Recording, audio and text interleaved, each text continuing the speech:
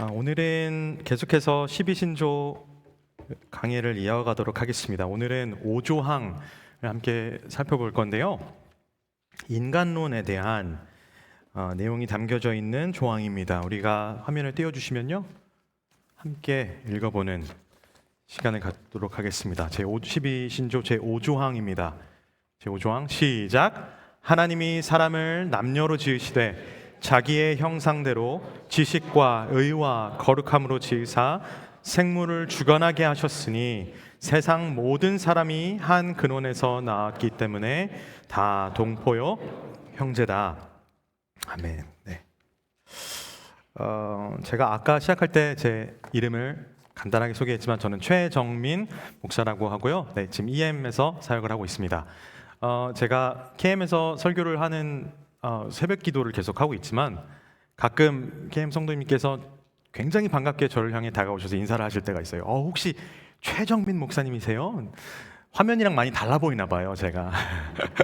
네, 이렇게 12신조 강해를 통해서 이제 함께 하나님께서 예비하신 은혜를 나눌 수 있으니 참 기대되고 감사합니다. 오늘 저는 한 가지 목회적인 관찰로 오늘 제5조항에 대한 설교를 시작하고 싶습니다. 저는 스스로 개혁주의 신학을 굉장히 중요하게 생각하는 사람이라고 생각하고 또 우리 교회 또한 개혁주의 신학을 기반으로 한 교회이기 때문에 개혁주의가 갖는 의미가 저에겐 굉장히 크다고 말할 수 있겠습니다. 하나님의 절대 주권, 인간의 전적인 타락, 은혜의 전적인 역사, 이런 교리들은 저에게 단지 어떤 신학적인 체계를 줄 뿐이 아니라 하나님을 더 깊이 알게 해준 고백들이기 때문입니다. 그런데 목회 현장에서 또 하나의 모습을 보게 됩니다.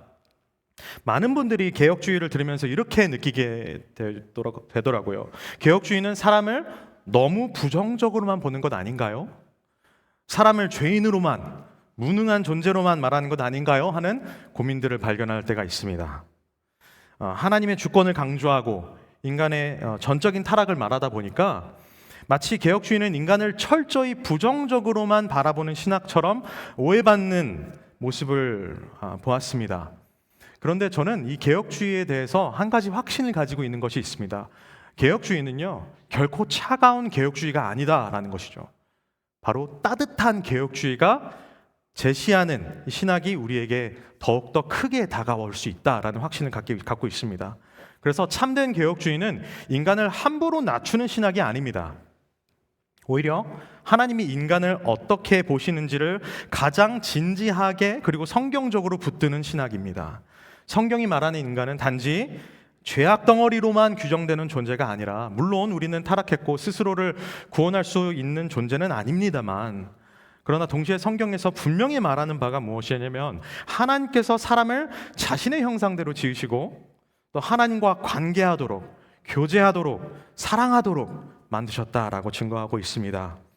하나님께서는 인간을 창조하실 때 어떤 철학 사상은 이렇게 생각하죠. 신이 사람을 만들었을 때 무관심한 피조물로 두고 그대로 두었다 하는 그런 철학물이 아니라, 하나님은 인간과 관계하기를 원하셨고 교제하기를 기뻐하셨으면서 서로 사랑하는 그런 일종의 공동체로 살아가도록 지으셨다라는 것이죠. 그래서 저는 오늘 이 강의를 통해 한 가지 오해를 지우는 것을 목표로 삼았습니다. 개혁주의는 인간을 그런 냉소적으로 바라보는 신학이 아니라 오히려 하나님이 인간 안에서 어떤 선한 일을 시작하시고 또 이루어 가시는가를 가장 분명하게 말하는 그런 신학이다라는 것을 강조하면서 오늘 강의를 풀어나가고 싶습니다. 그러나 제가 분명하게 하고 싶은 것은 우리는 죄를 결코 가볍게 여기지 않는다라는 것.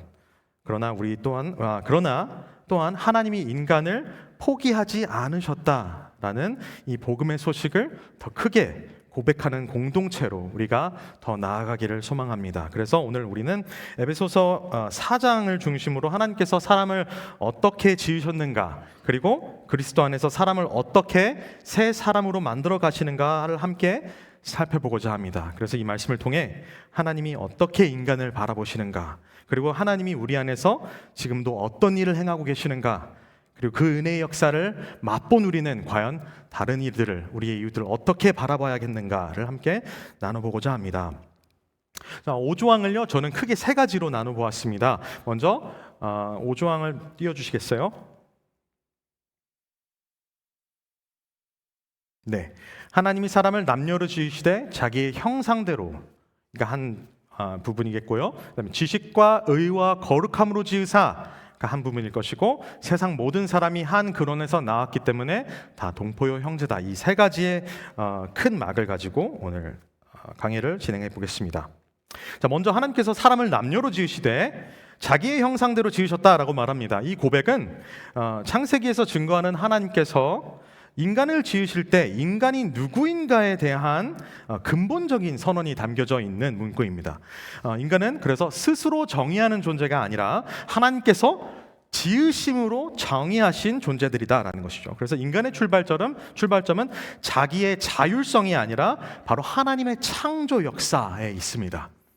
창세기 1장을 보면요, 창조는 늘 혼돈 속에서 질서를 세우는 하나님의 역사심으로 진행이 되는 것을 볼 수 있습니다. 하나님께서 빛과 어둠을 나누시고 위의 물과 아래의 물을 나누시고 바다와 육지를 나누셨습니다. 그리고 각 생물들을 종류대로 나누셨다라는 것을 볼 수가 있죠. 그러니까 창조는 계속 구분의 역사로 진행된다라는 것을 볼 수 있습니다. 하나님께서는 모든 것을 뒤섞여 있는 그런 혼돈의 상태로 두지 않으시고 구별하시고 질서를 세우시고 또 경계를 두셨다라는 것을 보게 되죠. 자, 그런데 이 구별은 기능적인 구분이 아닙니다. 하나님의 거룩하심을 반영하는 질서로 봐야겠습니다. 이 거룩하다는 말의 본래 의미는 구별하다라는 말에서 나오는데, 하나님은 다른 모든 존재와 구별되신 분이십니다. 그러니까 창조 안에 새겨진 이 구분의 질서는 바로 그러한 하나님, 그 거룩하신 하나님의 영광을 드러내는 역사였다라는 것을 보여주고 있는 것이죠. 그리고 사람을 지으실 때도 같은 원리가 적용됩니다. 오늘 우리가 함께 고백한 것처럼 사람을 남과 여로 지으셨다라는 것을 봅니다. 하나님께서 남과 여로 지으셨다라는 것은 일종의 그런 대립적인 그런 구조로 지으신 것이 아니라 함께 하나님의 형상을 드러내도록 지으셨다라는 것이죠. 함께 하나님의 영광을 비춰내도록, 서로 다르지만 동일하게 형상으로, 하나님의 형상을 따라 지음받았습니다. 그래서 존엄성에는 차이가 없습니다. 이것이 창조의 균형이죠. 그리고 하나님께서는 사람을 자기의 형상대로 지으셨다라고 우리가 고백했죠. 이것은 인간이 하나님과 동일하다는 뜻이 아닙니다. 인간은 창조주가 아닙니다. 그러나 하나님께서는 인간을 하나님을 반영하도록 지으셨다라는 것입니다. 하나님을 알 수 있는 존재로, 하나님의 의 앞에 설 수 있는 존재로, 하나님의 거룩을 향해 살아갈 수 있는 존재로 지으셨다라는 것입니다. 여기서 우리는 인간의 이 존재론적인 가치를 보게 됩니다. 시편 139편에 다윗이 이렇게 고백하죠. 내가 주께 감사하오면 나를 지으심이 심히 기묘하심이라. 이 한글 번역이 저는 굉장히 어색하게 들리는데, 왜냐하면 이게 드라마틱하지가 않아요. 이 영어 번역은 이렇게 얘기하고 있어요. I am fearfully and wonderfully made. 훨씬 더 드라마틱하죠. 네, 이 뉘앙스가 어떤 뉘앙스를 담아내고 있는 것이냐면은 다윗은 자신을 우연의 산물로 보지 않는다라는 것이죠. 그러니까 다윗은 자신이 하나님의 손 안에서 빚어진 존재다라는 것을 고백하고 있는 겁니다. 그러니까 내 형질이 이루어지기 전에 주의 눈이 나를 봤다라고 고백하는 거죠. 그러니까 이것은 단순히 감성적인 그런 시적인 표현이 아니라 자기의 존재가 무엇인가에 대한 그런 묵상입니다. 나는 우연이 아니라 하나님의 의도 속에 있다라는 고백이죠. 마치 엄청난 예술가가 자신의 모든 열정과 자원을 쏟아 부어 놓은 이 예술 작품을 만드는 것처럼, 그렇게 심혈을 기울여서 지은 것처럼 그렇게 우리를 빚어내신 것이 바로 우리다라는 것이죠. 그러니까 만약 인간이, 우리가 진화론을 굳이 예를 하자면, 만약 인간이 시간과 물질과 우연의 결과라면, 진화론에서 얘기하는 것처럼 인간의 존엄성은 상대적일 수밖에 없다라는 겁니다. 왜냐하면 그 안에 목적이 없는, 그저 껍데기만 불구한 우연의 산물이 되기 때문이죠. 그래서 그 원리에 따라 가장 큰 가치를 스스로 내지 못한다면, 스스로의 가치를 증명해내지 못한다면 사람은 도태에 빠지게 되는 것이죠. 그러나 하나님의 형상으로 지으셨다면 인간의 가치는 비교로 결정되지 않습니다. 성취로 결정되지 않습니다. 하나님이 의도적으로 빚으셨다는 그 사실만으로 사람에게는 이 세상 그 무엇과도 바꿀 수 없는 영광의 가치가 매겨지게 되는 것이기 때문이죠. 이것이 우리에게 굉장히 중요한 이유는, 우리가 교회로서 이것을 고백해야 하는 이유는, 우리가 인간의 타락을 말할 때조차 이 창조의 고백을 잊지 않기 때문입니다. 우리는 인간의 전적 타락을 말합니다. 그러나 우리는 동시에 인간이 하나님의 형상으로 창조되었다라는 사실을 붙듭니다. 하나님은 인간을 죄덩어리로 시작하지 않으셨다라는 거죠. 하나님께서는 인간과 관계하기를 원하셨고, 교제하기를 원하셨고, 사랑의 교통 속에 두기를 원하셨다라는 겁니다. 그리고 이 창조의 목적이 실패로 끝나지 않았습니다. 그래서 오늘 에베소서 말씀 4장 24절에 바울이 이렇게 고백합니다. 하나님을 따라 의와 진리의 거룩함으로 지으심을 받은 새 사람이 등장하는 거죠. 바울은 이 창조의 언어를 다시 꺼내듭니다. 왜냐하면 하나님이 처음 의도하신 인간의 모습이 그리스도 안에서 다시 시작되고 있기 때문입니다. 하나님께서는 혼돈 속에서 질서를 세우신 창조주이십니다. 그리고 죄로 왜곡된 인간 안에서도 다시 질서를 세우시는 하나님이십니다. 하나님이 형상으로 지으신 인간의 이야기는 거기서 멈추지 않아, 우리 그 죄로 인해 얼룩진 그 현실에서 멈추지 않죠. 그 이야기가 그리스도 안에서 다시 이어지게 된다라는 것을 우리는 말씀을 통해 확인할 수 있습니다. 그래서 다음 5조항에 지식과 의와 거룩으로 지었다라고 고백하고 있는 것입니다. 이 세 단어가요, 이 윤리적이거나 도덕적 덕목을 얘기하는 것이 아니라요, 이것은 타락 이전의 인간의 상태, 곧 하나님 앞에서의 온전한 존재를 말하고 있는 것입니다. 제가 이 세 단어를요 간략하게 설명하자면, 먼저 지식입니다. 이것은 정보가 아닙니다. 하나님을 하나님으로 아는 참된 인식입니다. 왜곡되지 않은 인식, 하나님을 향해 열린 마음, 하나님을 경외하는 지식, 하나님이 누군지 아는 것만으로도 은혜를 누리고 만족을 누리는 그 지식을 말하는 것이죠. 인간은 하나님을 알도록 지음받았습니다.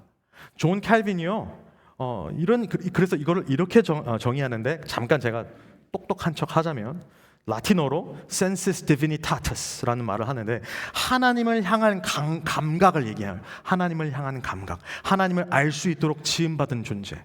그 감각이 인간 존재의 깊은 곳에 심겨져 있다라는 것을 존 칼빈이 얘기하거든요. 그래서 우리는 하나님을 알도록 지음받은 존재들이다라는 것을 말할 때 이 지식이라는 것을 얘기하는 것입니다.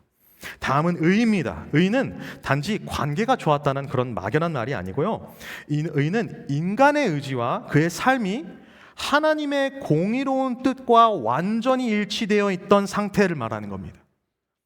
하나님의 율법, 하나님의 말씀과 인간의 마음 사이에 어긋남이 없던 상태, 그러니까 하나님의 뜻이 인간의 기쁨이던 상태를 말하는 것입니다. 이것이 타락 이전의 의입니다.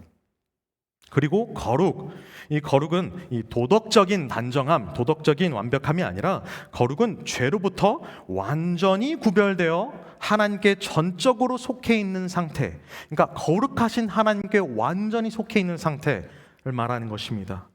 하나님은 절대적으로 거룩하신 분이십니다. 인간의 거룩은 그 본질적인 거룩, 하나님의 거룩과 동일하게 소유한 것이 아니라 하나님을 반영하도록 지음받았다는 거죠. 그 거룩을 비춰내도록 지음받았다는 것이죠. 그리고 그 인간이 그 완전하게 거룩하신 하나님과 완전한 교제 안에 있는 상태로 창조되었다라는 것을 말하고 있습니다. 그래서 인간의 영광은요, 인간 안에 있지 않고, 인간은 자존적인 의를 가지지 않았고 자존적인 그런 스스로 거룩을 만들어내는 존재가 아니라 하나님께서 심어주신 그 지식과 의와 거룩을 나타내도록 지음받은 존재들이다라는 거 말합니다. 자, 그런데 이것과 대립이 되는 것이 에베소서 4장 17절부터가 등장하는데요, 이 모든 것이 지식과 의와 거룩이 모든 것이 무너진 상태를 묘사하고 있습니다. 그러니까 지식은 어두워지고 의는 왜곡되고 거룩은 사라졌습니다. 마음은 허망해지고 지각은 어두워지고 하나님 생명에서 떠났다라고 바울이 얘기하고 있죠. 그러니까 죄는 단지 우리의 겉으로 보이는 행동에만 영향을 끼친 것이 아니라 우리 존재 자체를 완전히 망가뜨린 상태다라는 것을 말하는 것입니다. 자, 그런데 바울이 20절에 이렇게 얘기하죠. 그러나 너희는 그리스도를 그렇게 배우지 아니하였다. 여기서 복음이 시작되는 것입니다. 새 사람은 인간이 도덕적으로 더 나은 상태에 이르는 과정이 아니라 그리스도를 만난 데서 시작된다는 새로운 존재 탄생에서 시작된다라는 것이죠. 여기서 바울이 말하는 그렇게 듣지 않았다, 배우지 않았다 이렇게 얘기하는 것은 우리 주님과의 만남을 말하는 건데, 그냥 만남을 말하는 건데 전인격적인 만남을 말하는 거예요. 지식과 감정과 의지를 완전히 변화시킬 정도의 충격이 우리 예수님과의 만남에서 비롯되었다라는 것을 고백하고 있는 것입니다. 자, 그리고 그래서 바울이요, 제가 여기에 대해서 조금 더 설명하자면, 그래서 바울이 골로새서 3장에 대해서 예수님을 만난 이는 어떻게 표현하냐면 지식마저도 새로워진다라고 말하고 있는 것입니다. 그리고 오늘 에베소서 4장에 말한 것처럼 심령이 새로워지는 체험을 하게 되는 것이죠. 그래서 4장 24절에 바울이 이렇게 말하죠. 하나님을 따라 의와 진리의 거룩함으로 지으심을 받은 새 사람을 입으라.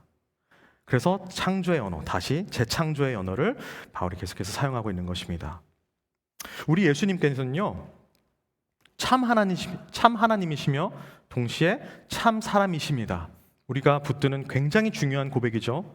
우리 주님 안에서는 우리는 하나님이 어떤 분이신지를, 그 영광을 바라보게 됩니다.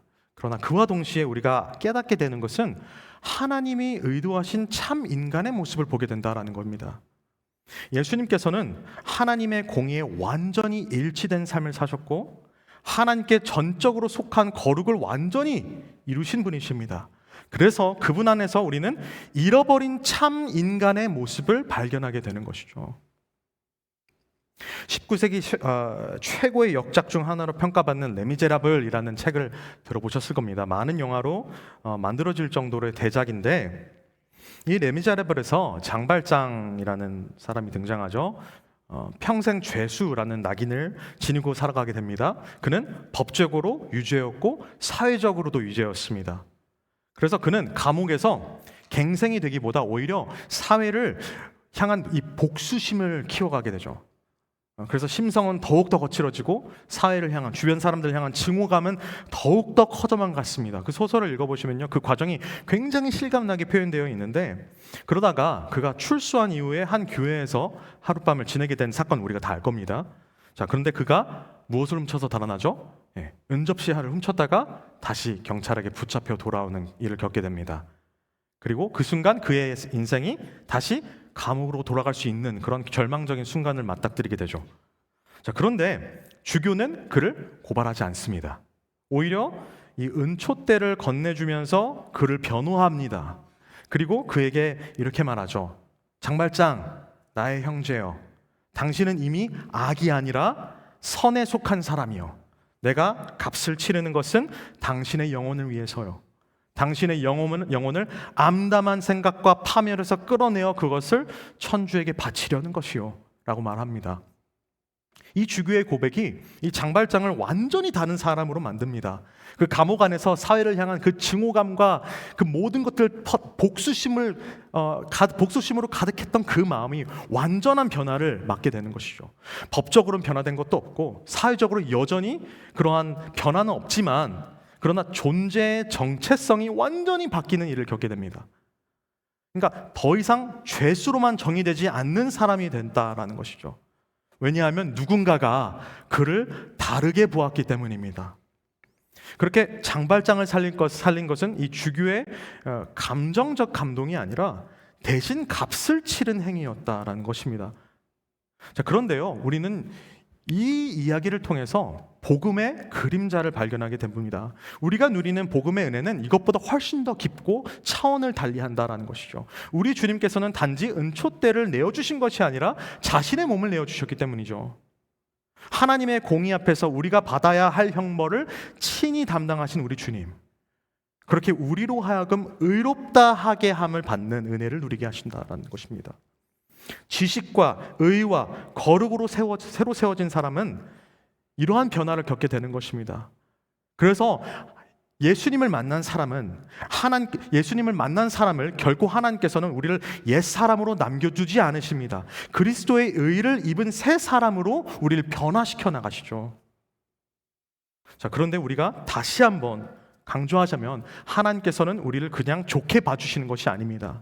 그리스도의 의가 우리에게 전가되었기 때문에 우리를 좋게 봐주시는 것이죠.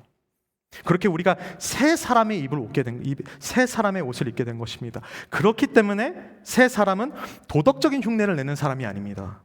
새 사람은 그리스도와 연합 안에서 하나님을 바로 아는 지식과 예수님의 의가 우리의 의가 되고 예수님으로 인하여 거룩하고 흠이 없는 하나님의 자녀가 되는 삶이 시작되는 것, 그러한 재창조의 삶을 누리며 살아가는 것, 그것이 바로 새 사람의 옷을 입은 사람의 모습입니다. 그래서 우리 하나님께서는 우리를 단지 성격 좋은 사람으로 그런 개선시키려는 것이 아니라 그리스도 안에서 다시 빚어내고 계신다라는 겁니다. 성령께서는요, 우리의 지각을 밝히시고 우리의 의지를 하나님의 뜻에 맞추고 우리를 다시 하나님께 속한 그런 거룩한 존재로 세워가십니다. 그래서 우리에겐 소망이 있는 것입니다. 하나님이 처음 인간을 지식과 의와 거룩으로 지으셨고 그리스도 안에서 그 새 사람을 다시 시작하셨다라는 이 놀라운 이 복음의 현실이 우리로 하여금 다시금 출발선 앞에 서게 하는 그런 에너지를 가져다 주기 때문이죠. 그리고 그 일은 지금도 계속되고 있는 줄로 믿습니다. 제가 마지막 5조항의 마지막 부분에 대해서 나누겠습니다. 마지막에 이렇게 고백하죠. 모든 사람이 한 근원에서 나왔으므로 다 동포요 형제라고 말합니다. 짧지만 저는 이것이 우리의 시선을 완전히 바꿀 수 있을 정도의 깊이를 담고 있다라고 생각합니다. 이거는 단지 교회 안에서 사이좋게 지내자라는 권면이 아니고요. 이것은 우리 인간 존재의 근원을 바르게 이해했을 때 우리가 어떤 존재인가를 다시 깨달았을 때 어떤 열매가 맺히는가에 대한 고백입니다. 하나님께서 한 분이시고 에베소서 4장 전반에 이런 얘기가 나오죠. 하나님께서 한 분이시고 그 하나님께서 모든 사람을 창조하셨다면 우리는 우연히 모인 존재들이 아닙니다. 우리는 각자 따로 시작된 존재가 아닙니다. 우리는 같은 창조주에게서 나온 그런 존재들입니다. 그래서 인간의 존엄성은요, 비교에서 나오는 것이 아니라요, 경쟁에서 나오는 것이 아니라요, 같은 근원에서 나왔다라는 사실에서 나옵니다. 자, 그런데 우리는 일상 속에서 사람을 그렇게 보지 않는다라는 거죠. 우리는 사람을 기능으로 평가하는 세대 가운데서 살고 있습니다. 나에게 도움이 되는가? 나를 불편하게 하는가? 나와 생각이 맞는가? 나를 지지해 주는가? 등으로 평가하죠. 그렇게 우리는 쉽게 단정하고 쉽게 규정하고 쉽게 선을 긋습니다. 부끄럽지만 심지어 목회자들 사이에서도 그런 일이 벌어집니다. 우리 목사님들 얘기하는 거 아니고요. 밖에 나가보면요, 그런 목사님들 계세요. 어느 신학교 출신인가, 어느 교회 출신인가, 큰 교회 출신인가, 작은 교회 목사인가, 이런 일들이 벌어지고 있다라는 거죠. 자, 그런데 복음은 우리의 시선을 거기에서부터 옮겨가는 에너지를 우리에게 주십니다. 앞서서 보았듯이 하나님께서는 우리를 옛 사람으로만 보지 않으셨습니다. 하나님은 우리의 어두움만 보지 않으셨습니다. 하나님께서는 그리스도 안에서 우리를 새 사람으로 바라보십니다. 그래서 레미자레벨에서 주교는 장발장을 죄수로만 보지 않았습니다. 그는 법적으로 유죄인 사람을 보면서도 하나님께 드려질 영혼으로 보았다라는 것이죠. 그러한 시선이 장발장을 바꿨다라는 겁니다. 자, 그렇다면 우리에게 질문이 생겨야만 합니다. 하나님이 나를 그렇게 보셨다면 나는 타인을 어떻게 보아야 하겠는가? 라는 질문이죠. 어떤 목사님께서요, 이런 말을 했습니다. 우리라는 단어가 지닌 뜻에 대해서 이렇게 생각해야 한다고 말합니다. 남을 통해 나를 본다. 남을 통해 나를 보는 상태가 우리라는 단어의 뜻이다라고 얘기를 하고 있습니다. 내가 타인을 향해 내뱉는 말, 내가 타인을 향해 품는 태도, 그 속에 나의 상태가 드러난다라는 뜻이죠. 우리는 남을 통해 그렇게 나를 볼 수가 있습니다. 그런데 저는 한 걸음 더 나아가면 좋겠어요. 복음은 여기서 한 걸음 더 나가게 합니다. 우리는 단지 남을 통해 나를 보는 것이 아니라 그리스도를 통해 우리를 보는 것이죠. 그리스도를 통해 우리는 하나님이 인간을 어떻게 보시는가를 배웁니다. 예수님께서는 죄인인 우리를 만나실 때 단지 죄인으로만 보지 않으셨습니다. 예수님은 세리와 창기를 보실 때 그들의 현재 모습만 보지 않으셨습니다. 예수님께서는 형상으로 지음받은 그 존재를 보고 회복될 존재로 보셨고 아버지께로 돌아올 존재로 보셨다라는 것이죠. 그래서 에베소서 4장 오늘 본문 이후에서 바울은 새 사람을 말한 뒤 곧바로 관계의 언어로 얘기를 합니다. 거짓을 버리고 참된 것을 말하라. 분을 내되 죄를 짓지 말라. 도둑질하던 자는 돌이켜 나누라. 덕을 세우는 말을 해라. 이런 관계적인 언어를 얘기한다는 것이죠. 그리스도를 통해 우리를 바라보는 것, 이것이 실현됐을 때요, 저는 굉장히 큰 변화로 다가온다라는 것을 경험했습니다. 저는 굉장히 오랜 기간 동안 캐나다의 원주민 선교에 많이 오랜 기간 동안 헌신을 했었습니다. 이 원주민들의 실태를 아시는 분들은 계실지 모르겠지만, 원주민들은 이 리저브, 정해져 있는 구획 안에서만 살아야 돼요. 평생을 정부의 지원을 받으면서 말이죠.